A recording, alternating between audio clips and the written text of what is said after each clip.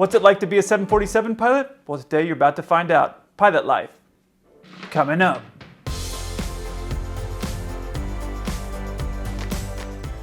Hey 7-4 crew, welcome back. If you don't know me, my name's Kelsey. I'm a 747 pilot. My channel 7-4 Gear is all about aviation. I'm often asked about what it's like being a 747 pilot. I've done a few come to work with me videos on Instagram and everybody really loved them. What I'm going to do today is I'm going to kind of show you what my day is like as I prepare for a flight, starting from the time I get up, go to the gym and get everything ready to head out to go to work. I'm going to bring my camera along with me. I have a really unique situation because today I'm doing a short daytime turn and then I come back, well, I leave in the day and I come back in the night. So I'm going to do the best I can to kind of vlog this for you and take you on a trip with me for the day so you kind of see a little bit of behind the scenes of what it's like when I'm doing all that type of stuff at work. Let's get into it. Hey crew, good morning. It's about 10:30. My blackout blinds are not blacking out as much as I would like, but not terrible, but it's fine. The nice thing about having these later flights is I can still wake up at a normal time, 10:30. I still got time to get up, go work out, and go get my free breakfast, which is basically one of the most important things for me as a pilot.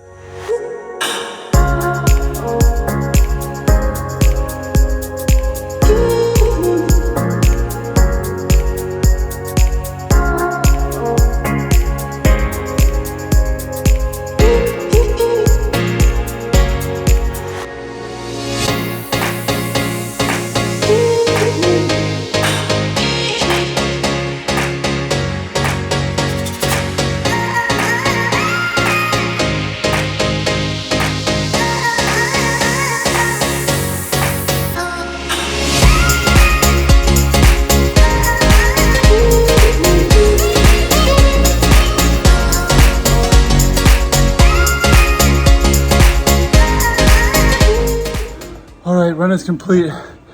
Let's see how we did. Let's see here. Yeah, 1 mile, 18 minutes. I crushed it. You always gotta weigh yourself after you run, make sure you're doing good. Yeah, 238. That makes sense to me. Here's a little pilot hack for you.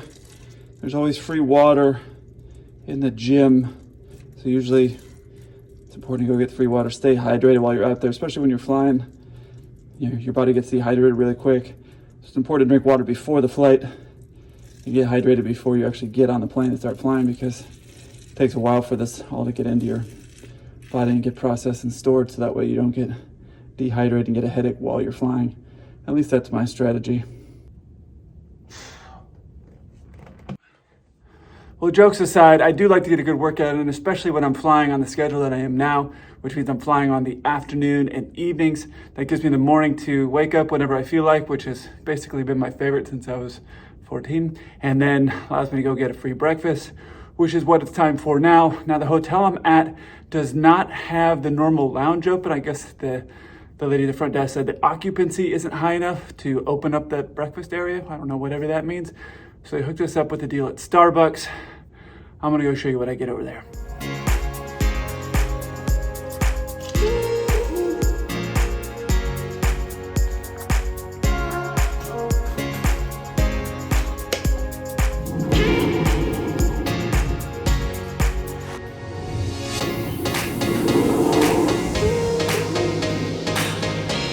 That's where we get the food over there.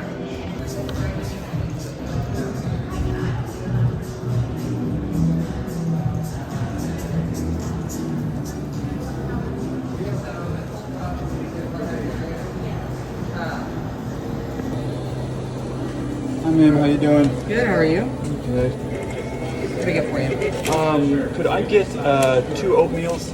Sure. And all right, take care. Have a good day. And one of these. Sure.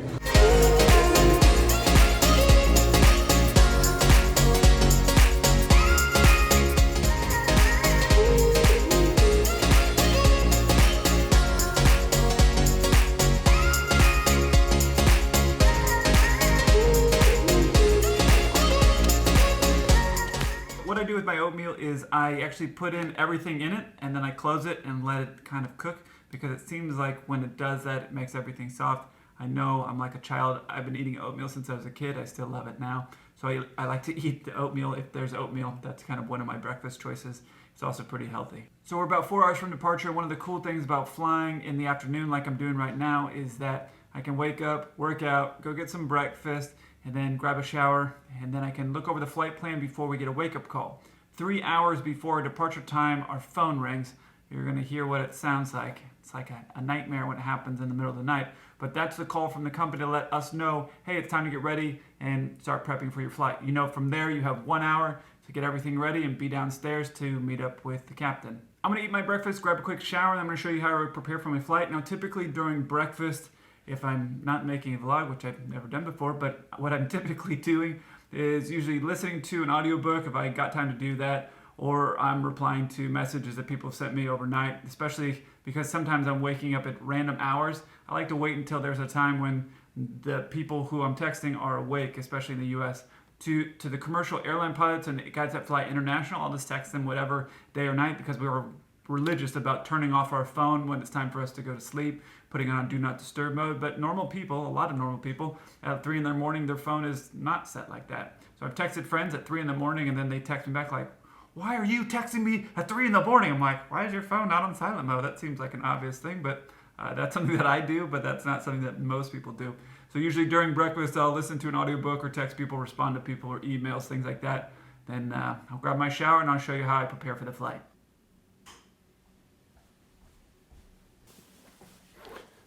I got a little bit of time before the wake-up call happens. 3 hours before the flight, I get a call, and we're about to hear what that sounds like in just a minute. Luckily, I'm flying in the middle of the day, which makes it easy. I get to wake up, go to the gym, and do all the stuff you saw me doing earlier.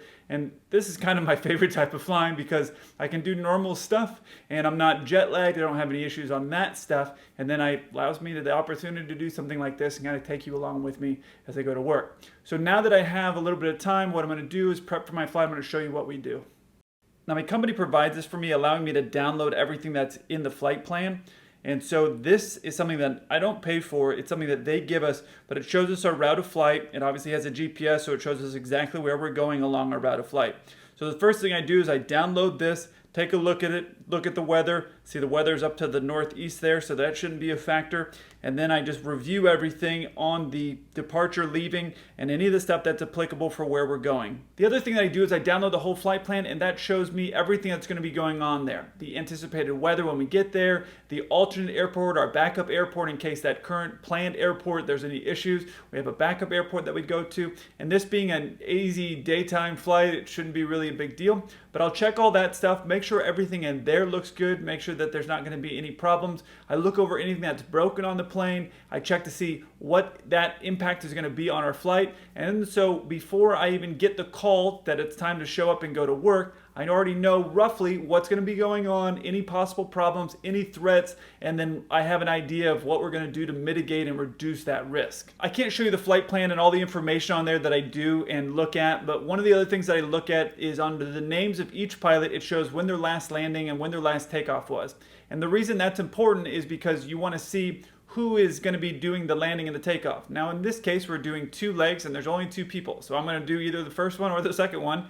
But in a typical flight, when I'm showing up, there could be 4 people. I don't know any of the people. And so now I'm looking at who's got the most recent landing and who needs a landing the most. So I have an idea if I'm going to be flying or not flying. It doesn't really change the preparation that I do, but it just gives me an idea of what's going to be going on as far as first rest or the second rest, things like that. And I just want to have an idea before I even show up to meet the crew what's going to be going on during my day. So after I've looked at all the flight plan and got all that information, the next thing I do is I start writing down all the stuff that's going to be really relevant for the flight. Departure time, arrival time, the amount of people on board, the fuel on board, and all. Okay. So, that's what it sounds like during the wake up. Now, it's on a time like this where it's the middle of the day and I've woken up and we took a shower and everything, it's not a big deal. But usually what I'll do is I'll set this phone away from my bed in the middle of the night so that way I have to get out of bed. So that's kind of the alarm. I don't have any other alarm that sounds like that. And unfortunately, sometimes it's annoying, obviously, when you get woken up at 2 in the morning, you've only had a few hours of sleep, you'll hear that noise and you're just like, ugh. But today it's perfect because I've woken up, I've been away for several hours. So now I'm going to show you kind of how I write down everything to get ready for the flight. So this is how I set up the paper that I take with me on every flight, and I do it the same way every time so I know exactly where to look for the information that I need. On this left side here, you see the date and then 2 times. That's the departure time, or the estimated departure time, and the estimated arrival time. Now I do those times in Zulu. The reason we do Zulu is because we're in different time zones all the time, so we have one fixed time that we're always talking about. Zulu time can be considered UTC time. It's got a few different names, but it's one fixed time zone that's over by England, and we use that time zone for everything just to make it easy for us. Next, you have the flight number. Now, your flight number is going to change every flight, so it's a good thing to write down so you can glance at it. One, when you're making a call out, but also if someone's calling you, it's just something to have out there. And I always keep it again at the same spot so I know exactly where I'm looking for that information. Below that, I put my tail number. Obviously, if you get on the wrong plane and fly the wrong cargo to the wrong location, it's a great way to really upset the chief pilot. You would be surprised sometimes the drivers who take you out to your plane will drop you off at the wrong plane. There's some systems in place to make sure that you don't end up doing that as far as loading all the flight plan and stuff, but it's good to have that written down so that way you can check it, and it's just one of the other checks that I do to make sure I'm on the right aircraft. Next, you see here this little number right here, that's a revision number. Every flight, when the flight plan comes in, like I said, I can't show that to you, but the flight plan will have anything that's broken with the plane, any other things that could impact the flight. And what I do is I write that down so when I review the flight and all the flight information in my hotel before I head to the plane, I know which revision number it was that I looked at. And the reason that's important is because if I get there and there's some new thing that's broken on the aircraft, then I'll know because the revision number would have changed from 2 to 4, let's just say.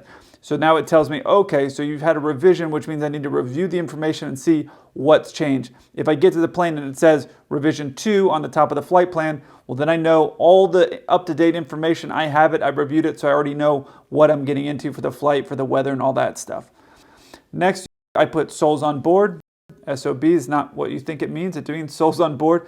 Now today we're doing just the captain and me, so it's 2, makes it easy. But when I'm doing passenger flights, we could have 400 and something on there. So I want to know what that number is. So I always write that number down because if you are in an emergency, they're going to ask you for the souls on board. Instead of having to count or do anything else, it's good to have that stuff that you really need that's very critical written down. And so I write down the souls on board so I know exactly how many people. When they ask me that, I can tell them that number. I know exactly where to look. Next, you got min block and min fuel. Min block is what we are recommended to take when the tug pushes us back. That min block number is not a hard number. It's not a number that we have to have, but the number below it, min fuel, is a number that we have to have. That min fuel number is what we need to safely get to our destination and do the holding and go to our backup. It's all of those things. So that number, min fuel, is a number that we have to have always before we take off. That's the absolute minimum you can take. You don't really want to take off at that. Sometimes you have to, but you'd rather have obviously more than less. Now these numbers, 38.0, that's 38.0 tons. Just gives you an idea on a short flight, just how much fuel we have on the plane. It's a lot. So 38 tons of fuel is what we have on there. Then what I do is I leave this space obviously blank for the different taxi instructions and things that are given to us. You know, hold short of this or go to that place or whatever. I have a place where I write that down. And then when I get on the plane and I know what runway I'm on, right here I write down what the engine failure procedure is.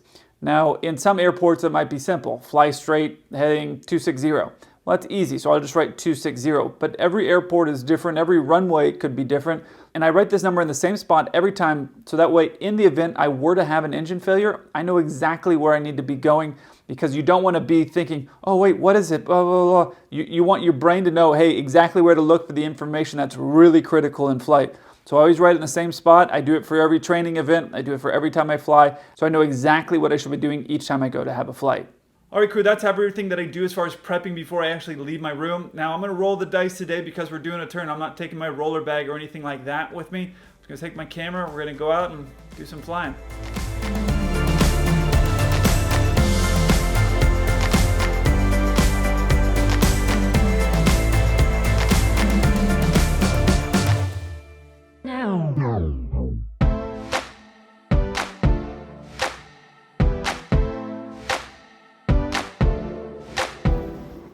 Ooh, right away.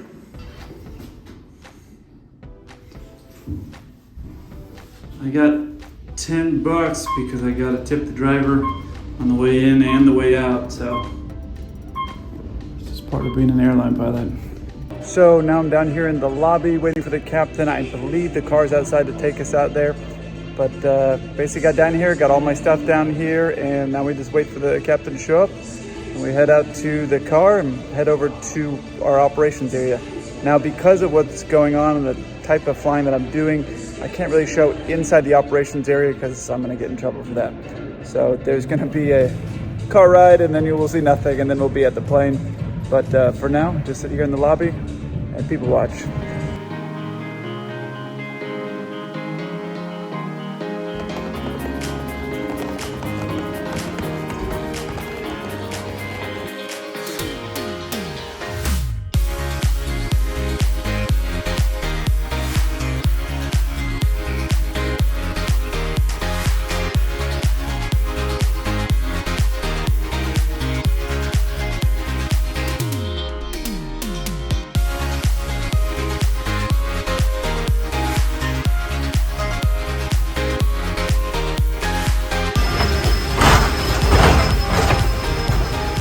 Like getting to work.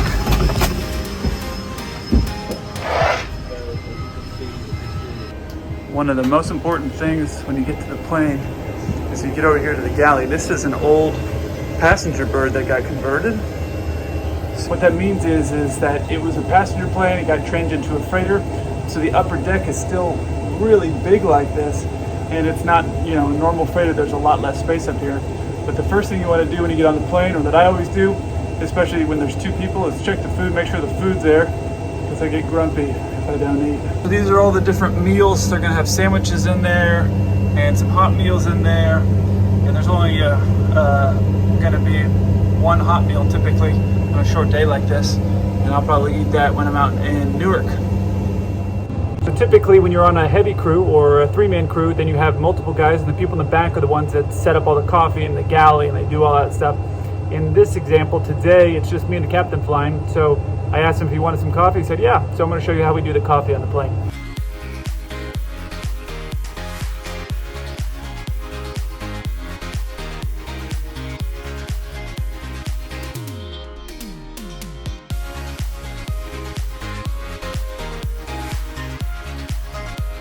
Of course, when I looked in the galley, there were snacks.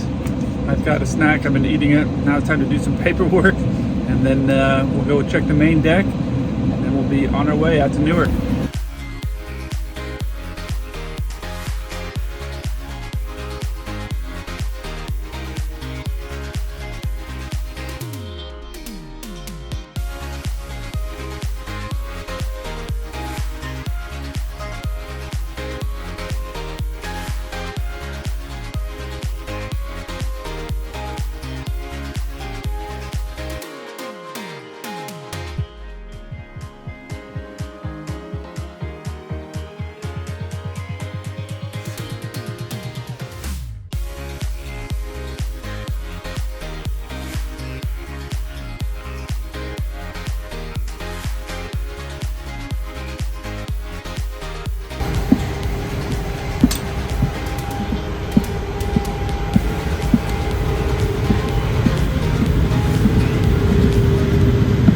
Things that we're looking at are these things right here. Then we're looking inside here to make sure, if I can zoom this in, those things right there, we're making sure those are all in there, and that's what keeps these containers sitting where they're supposed to be.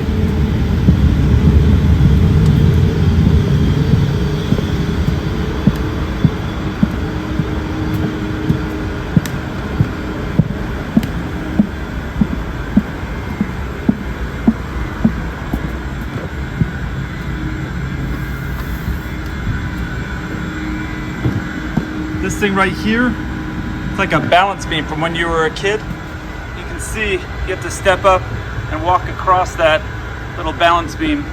And you get here in the middle of the plane, you walk over there, and then you check this whole other side as well. All the way down there. All right, just got done walking the deck. Everything looks good. So now it's time to go fly.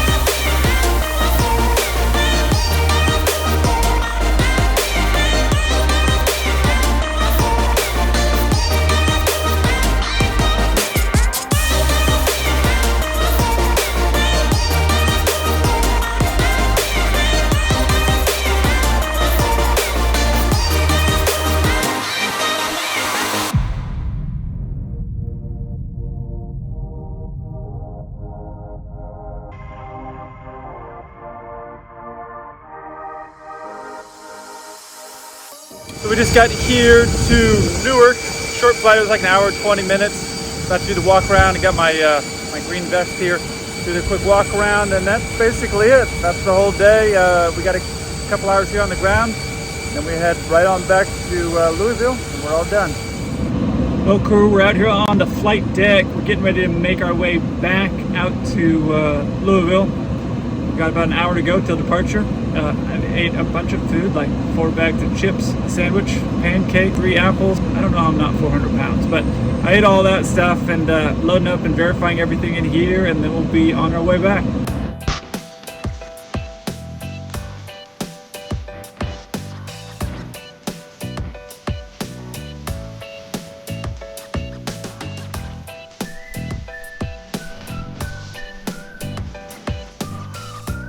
Hey crew, we're finally here in the hotel. I'm ready to get back into my room for sure.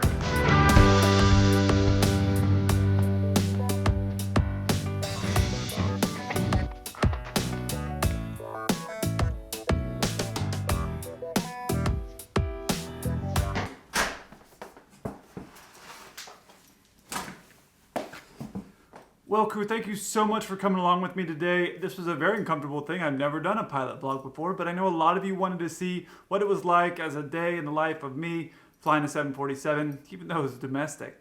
If you want to see me doing something that makes somebody else feel uncomfortable, check out this video here. And if you want to see some pilots getting uncomfortable with air traffic control, check out this video up here. I look forward to hearing from you. Until then, keep the blue side up.